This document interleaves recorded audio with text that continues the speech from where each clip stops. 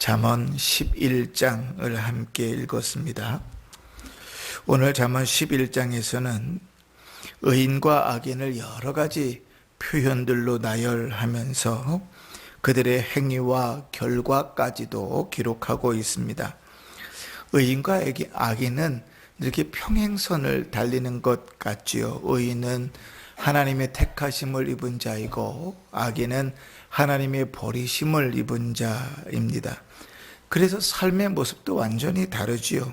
하나님의 말씀으로부터 오는 지혜를 소유한 의인은 그 때문에 거룩하고 선한 모습으로 살아갈 수 있습니다. 그래서 오늘 우리가 읽은 성경에 의인이라 하는 부분들을 우리에게 적용할 때에는 성도라, 하나님의 백성이라 이렇게 적용해도 무관할 것입니다. 오늘 잠언 11장에 의인을, 성도를 표현하는 아주 다양한 표현들이 있습니다. 그들의 행위 때문에, 그들의 신분 때문에, 그들의 모습 때문에 여러 가지로 표현합니다. 공평한 추를 쓰는 사람, 겸손한 사람, 정직한 사람, 완전한 사람, 또는 하나님의 지혜를 소유했기 때문에 명철한 사람, 그 마음이 신실한 사람, 인자한 사람, 여러 가지로 성도의 어떤 표현들을 하고 있습니다. 이렇게 살아가는 성도의 표현들을 보면 이 땅에 살아가는 사람으로서는 부적합하다, 그렇게 보여집니다. 마냥 순수하고 마냥 착하기만 하고 마냥 때가 없고 마냥 거룩하기만 한 사람, 그 사람이 이 땅을 살아가는 일이 참 잘 살겠는가? 그렇지는 않지요. 손해보기도 하고 또 불이익을 당하기도 하고 또 책망을 받기도 하고 이용당하기도 하고, 그게 성도의 모습일지 모릅니다. 그럼에도 불구하고 오늘 성경이 우리에게 가르치는 바는 성도는 다르다는 것입니다. 달라야 한다, 다르다 하는 것이 오늘 성경의 가르침입니다. 그러면 하나님께서 성도에게, 의인에게 주시는 은혜들이 무엇인가? 오늘 성경에서 크게 여러 가지로 쭉 나열하고 있는 것을 좀 묶어가지고 5가지로 좀 찾아보려고 하는데, 첫 번째는 무엇인가 하면, 성도에게 주시는 하나님의 은혜는 그가 그렇게 믿음으로 살 때 하나님이 기뻐하신다는 것입니다. 1절을 한번 보실까요? 속이는 저울은 여호와께서 미워하시나 공평한 추는 그가 기뻐하시느니라. 그가 공평한 추를 가지고 살아갈 때 하나님 기뻐하신다 그럽니다. 20절도 한번 보십시다. 마음의 굽은 자는 여호와께 미움을 받아도 행위가 온전한 자는 그의 기뻐하심을 받느니라.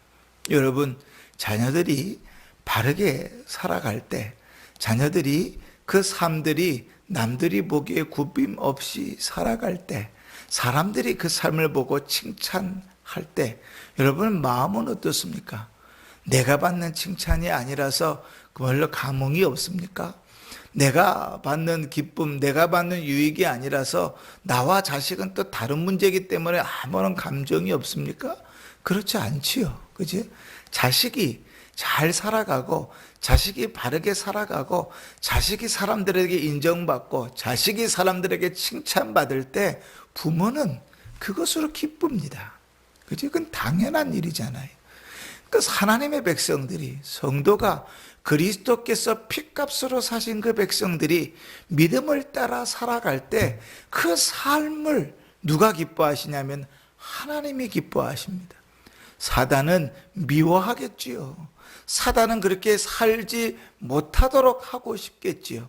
사단은 예배를 방해하고, 사단은 믿음으로 살아가는 일들을 방해하고 그것을 기뻐하겠지만, 성도가 믿음으로 살아가고 성도가 말씀을 따라 살아갈 때 그 삶은 하나님이 기뻐하신다는 거예요.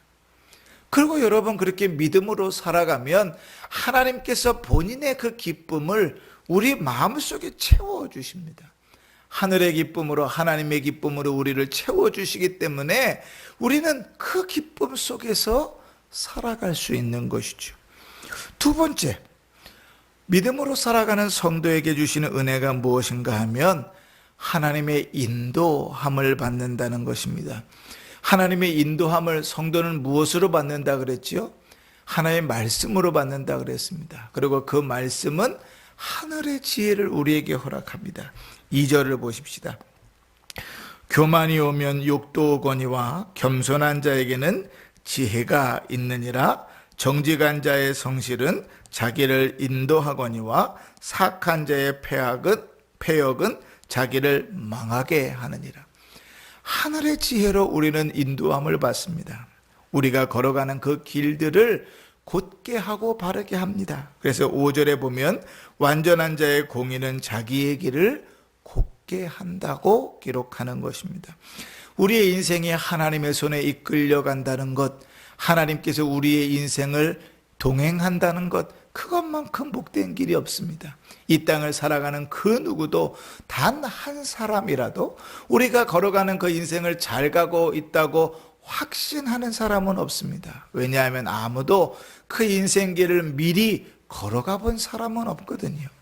그래서 인생을 살아가면서 사람들은 실수하기도 하고 넘어지기도 하고 시행착오를 겪기도 합니다. 때로는 죄를 짓기도 하고 쓰러지기도 하고 주저앉기도 합니다. 그 이유는 아무도 가보지 않은 길을 홀로 걸어가는 것이지요. 여러분, 알지 못하는 길을 찾아가 본 적이 있습니까? 그 가는 길이 거리가 짧더라도 얼마나 멀게 느껴지는 줄 아십니까? 그러나 그 길을 갔다가 다시 되돌아올 때는 되게 금방 되돌아온 것 같은 느낌을 받습니다. 왜지요? 아는 길을 돌아오기 때문에 그렇습니다. 우리의 인생길을 하나님께서 인도하신다고 할 때 그것만큼 복된 길이 어디 있습니까?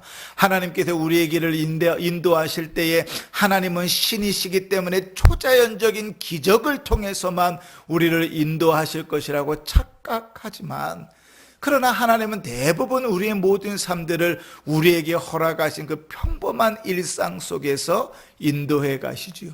우리가 갖고 있는 그 지혜 가운데서 우리를 인도해 가십니다. 그리고 그 지혜가 어긋나지 않도록 우리의 죄악과 우리의 욕심을 따라 이끌려가지 않도록 주의 말씀으로 우리의 빛을 비춰 주시는 것입니다. 그러니 하나님의 말씀이 우리의 인생길을 인도해 간다는 것은 대단히 큰 은혜입니다.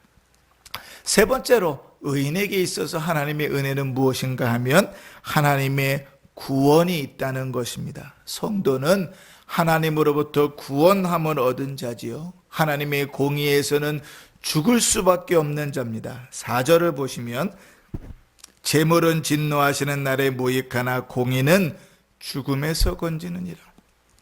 우리는 하나님의 공의 앞에서 죽을 수밖에 없는 죄인이지요. 우리는 이미 죽은 자입니다. 그러나 하나님께서 그 성도를 주의 공의로 그리스도를 대속해서 우리를 살려내십니다. 우리를 죽음에서 이미 살리신 주께서 우리의 인생에, 우리의 삶에 겪는 크고 작은 일들 가운데서 왜 우리를 건져내지 않으시겠습니까? 8절에 보시면 의인은 환난에서 구원을 얻는다고 말하고, 9절에도 보시면 의인은 그 지식으로 말미암아 구원을 얻는다고 말합니다. 19절에도 보시면 공의를 굳게 지키는 자에게 생명이 이른다고 말하고, 21절에 보면 의인의 자손은 구원함을 얻는다고 말합니다. 하나님께서 우리의 영혼을 구원하셨는데 이 땅의 그 모든 삶들 속에서 왜 우리를 건져내시지 않겠습니까?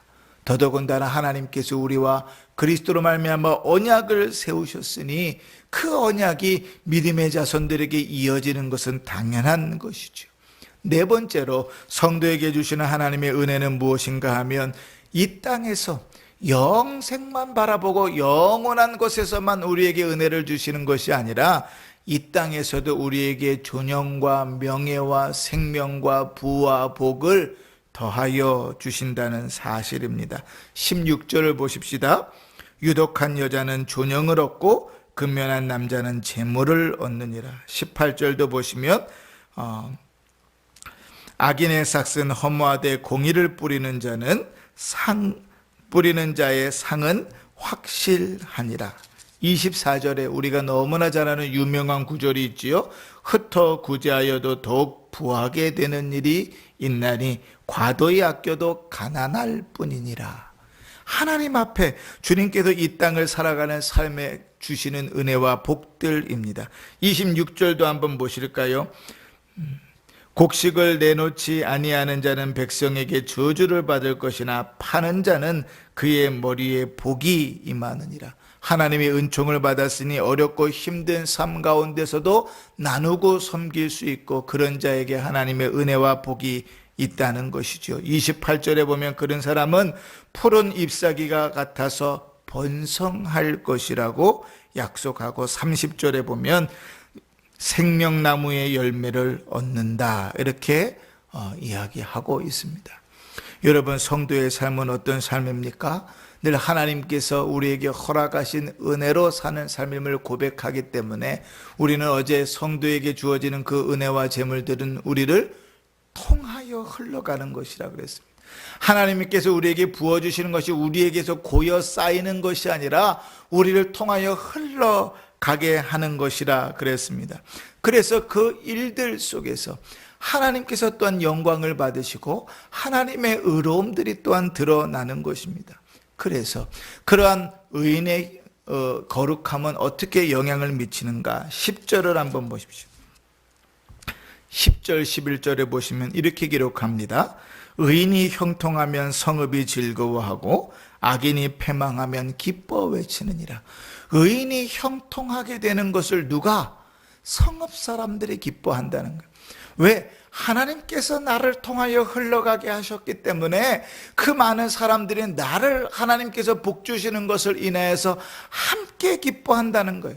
악인은 멸망하는 것을 그 사람들이 기뻐하지만 의인은 복받고 흥왕하는 것을 기뻐한다는 거예요. 그러면서 11절에 이렇게 말합니다. 성읍은 정직한 자의 축복으로 인하여 진흥한다.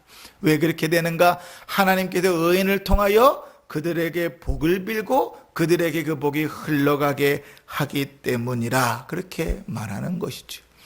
사랑하는 성도 여러분, 하나님께서 우리를 성도로 부르시고 우리가 믿음의 삶들을 살아갈 때 그 삶에 부어주시는 은혜들을 크게 5가지로 우리가 잠언 11장에서 살펴봤습니다.